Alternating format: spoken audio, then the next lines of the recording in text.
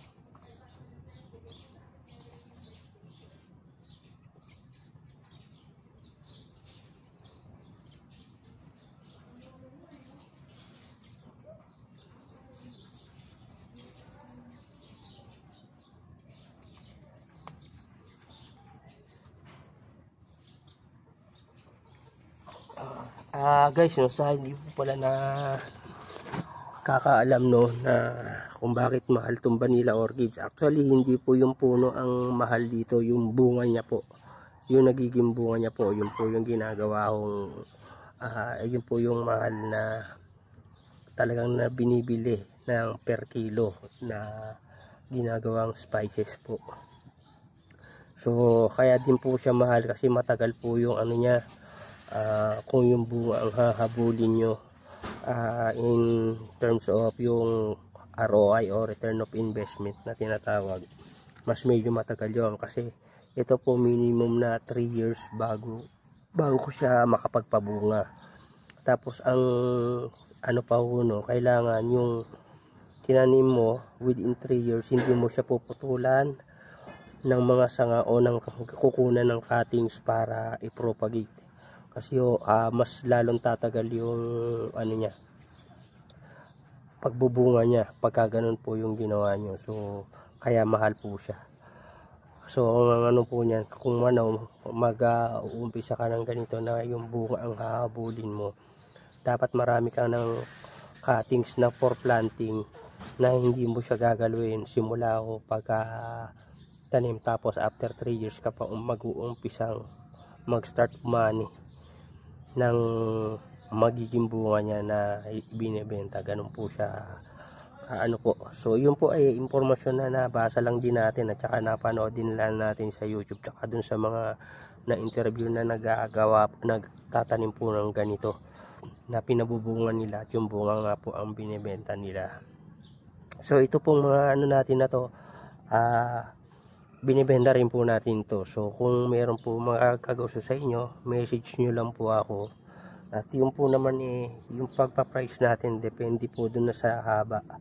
So basta ho yung minimum ho niya, pagka bumili kayo niya 2 hanggang 3 dahon is yung minimum niya is 250 to 300 plus. Yun po yung ano. So kung medyo mas mahaba na ho yung may ano sa inyo, syempre iba na po yung presyo. O ganun lang po. So maraming salamat po. Tuloy natin yung pagtatanim natin.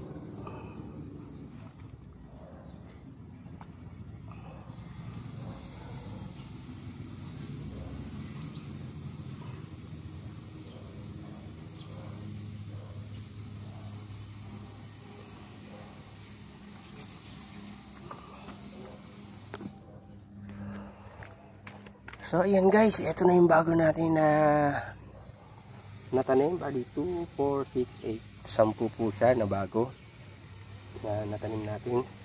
Tapos hindi ko na lang papakita, mamaya kukunan ko na lang ng picture. Ito medyo mga nakabaloktot na yan.